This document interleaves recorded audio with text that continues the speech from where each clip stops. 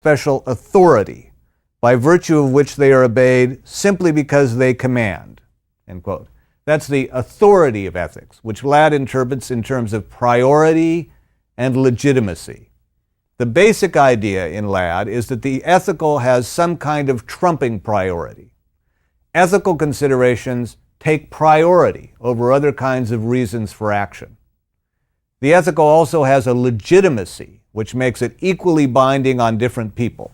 So a moralist who announces a moral prescription must be passing on some principle which extends beyond his own case. He's passing on a principle that's intended to bind the listener as well as the teller. So what Ladd found in interviews with his single informant was a code that had precisely this Durkheim character. It was a set of announceable rules. They were treated as of predominant importance, and they were expressed as intersubjectively valid, as being valid for the listener as well as for the teller. And it was also a code consisting entirely of egoistic prescriptions, like don't drink too much. If you mess with someone else's wife, don't let them know about it. So, following that explicit methodology, Ladd concluded that the Navajo have a fundamentally different moral code, one that's egoistic through and through. That was Ladd's criteria for the ethical. That was Ladd's methodology for identifying the ethical beliefs. Now turn to Brandt. Brandt's criteria for identifying ethical beliefs were importantly different. To begin with, Brandt didn't limit himself to pronounceable rules the way Ladd did. Brandt speaks instead of affective reactions, where reactions may include explicit statements, but they may also include attitudes reflected in indignation or shock or feelings of guilt and remorse. So Brandt isn't looking just for announceable rules, he's looking for general reactions, affective reactions.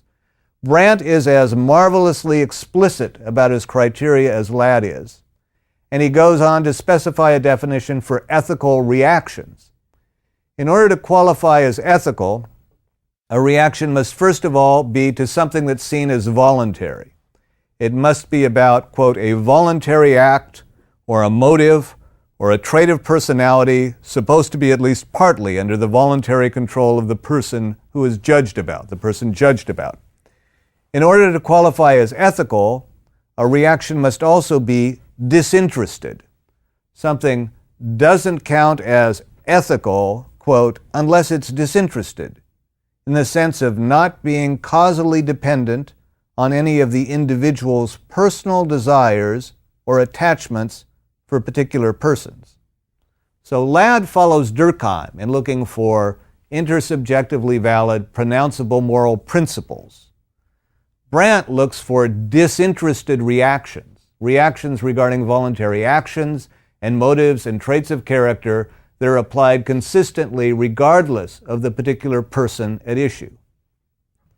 That difference in their theoretical outlines of what counts as ethical goes a long way toward explaining why Brandt and Ladd come to such different conclusions regarding the Hopi and Navajo.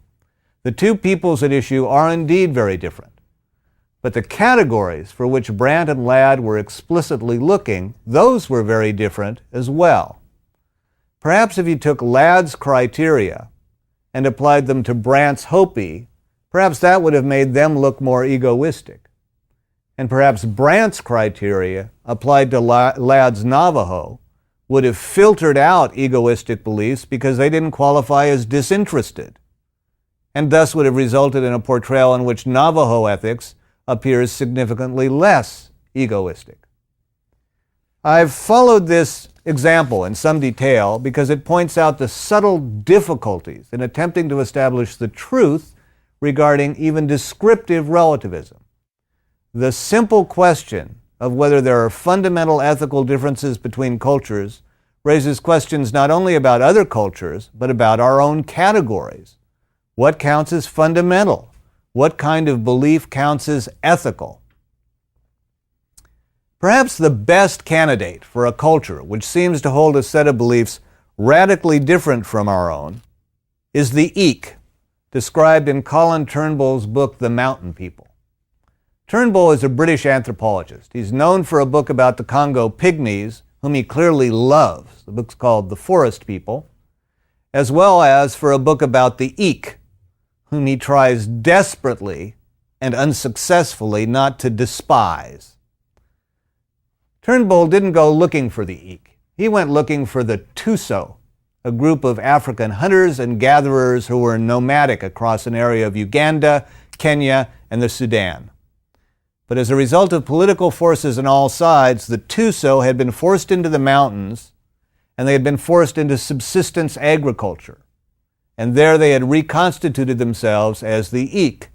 So he went looking for a group of nomads, and he found a people restricted to the mountains. He went looking for hunter-gatherers, and he found them consigned to subsistence agriculture by political forces beyond their control. The philosopher Thomas Hobbes speaks of the state of nature as a free-for-all fight, as, quote, a time of war where every man is enemy to every man. And that's what life for the Eek seems to be like. An Eek feeds himself first and foremost, with no apparent concern for the sick and the aged.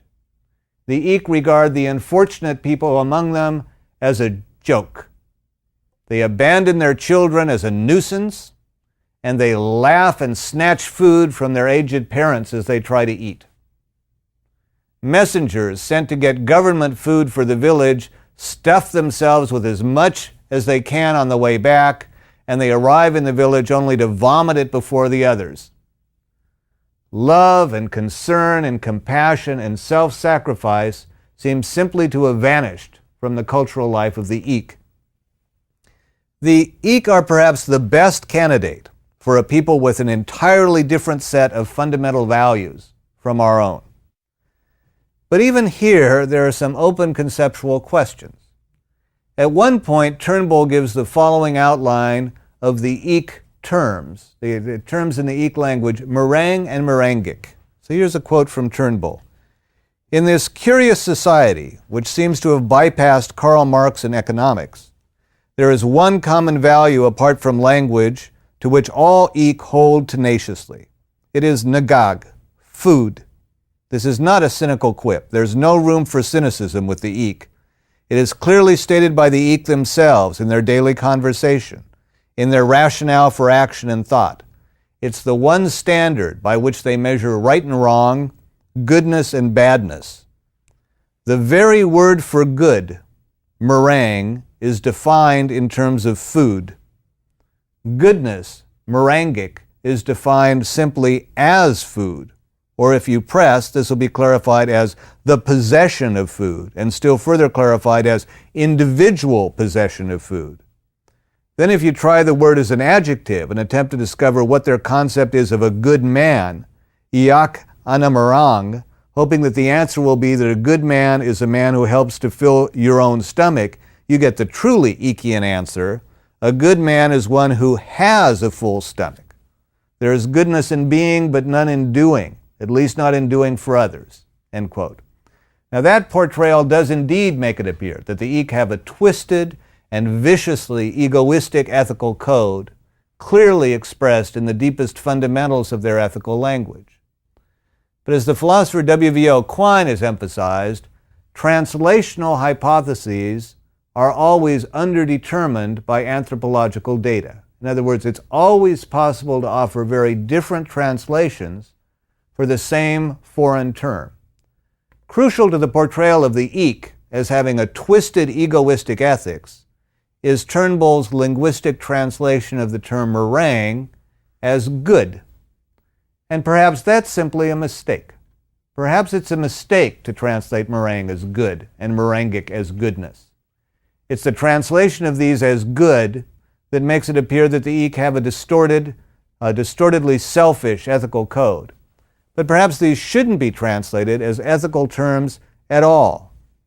Perhaps meringue might better be translated as in one's interest or for one's pragmatic benefit. If you did a thoroughgoing translational revision of that type, we might end up seeing the Eek not as possessing a peculiarly twisted ethical code, but is lacking any code of ethics at all. Where other cultures have an ethical code, the Eek may have a self-serving, individualistic pragmatics instead. So subtleties of translation might thus make all the difference between seeing the Eek as having a particularly distorted ethical culture and seeing them in the course of their horrible history as having lost the ethical aspects of their culture altogether. In the case of Turnbull's Eek, as in the case of Ladd's Navajo, as in the case of Brandt's Hopi, what looks like a simple factual question, are there fundamental ethical differences between cultures, turns out to be a conceptual question as well as a factual one, and it turns out to be far from simple. In the next lecture, I want to address questions for ethics that are raised not by cultural differences, but by issues of evolution.